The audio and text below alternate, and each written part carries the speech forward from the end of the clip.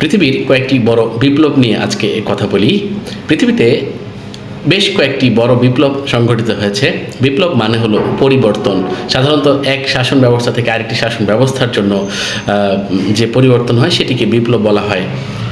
১৬৮০ থেকে ৯০ সালের মধ্যে পৃথিবীতে সবচেয়ে বড় একটা বিপ্লব সংঘটিত হয়েছিল, সেটিকে শিল্প বিপ্লব বলা হয়েছিল এবং সেটা কৃষির স্থলে শিল্প জায়গা করে নিয়েছিল।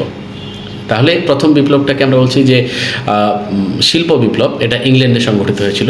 ১৭৮৯ সালে রাজনৈতিক একটি বড় বিপ্লব সংঘটিত হয় ফ্রান্সে, যার নাম ফরাসি বিপ্লব।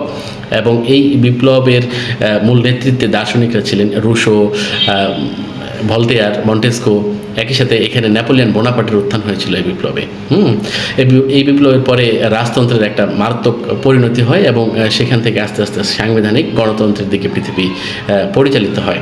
১৯১৭ সালে রাশিয়াতে যে বিপ্লব সংঘটিত হয়েছিল সেটিকে বলা হয় রুশ বিপ্লব, বলশেভিক বিপ্লব অথবা সমাজতান্ত্রিক বিপ্লব। এবং তারপরেই কিন্তু পৃথিবীতে স্নায়ুযুদ্ধ সংঘটিত হয়। রাশিয়াতে লেনিনের নেতৃত্বে ১৯১৭ সালে যে বিপ্লবটা সংঘটিত হয়েছিল সেটিকেই আমরা রুশ বিপ্লব বা বলশেভিক বিপ্লব বলছি। এবং এই বিপ্লবের পরে রাশিয়া সোভিয়েত ইউনিয়ন নামকরণ করেছিল। কেমন?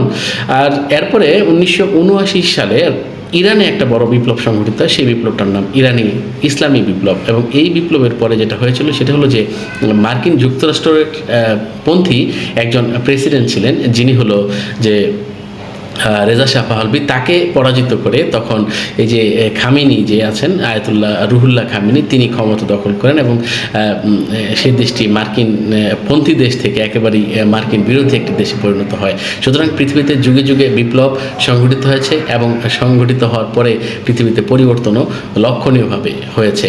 সবাই ভালো থাকুন, সুস্থ থাকুন। আল্লাহ হাফেজ।